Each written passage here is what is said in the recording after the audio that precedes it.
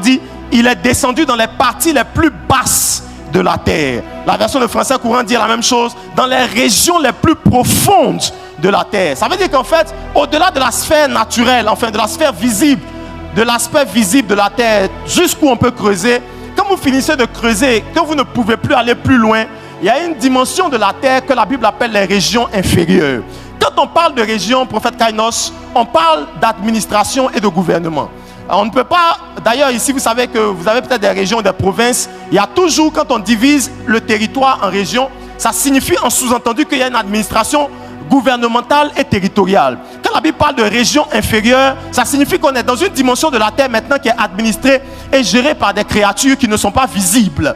Donc il y a une autre dimension de la terre, il y a un autre niveau de la terre. Au-delà de la dimension où on peut creuser, il y a une dimension plus basse. Là où vivent des êtres qui... Seigneur, aide-moi, aide-moi. Aide-moi, Seigneur.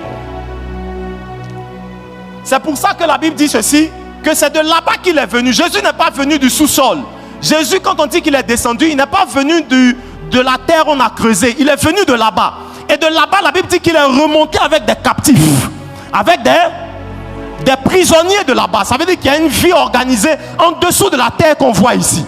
Et j'ai un texte à vous proposer que vous connaissez même certainement. Philippiens chapitre 2. La Bible dit au verset 10, afin qu'au nom de Jésus, tout genou fléchisse, tout genou fléchisse, tout genou fléchisse dans les cieux, sur la terre et sous la terre.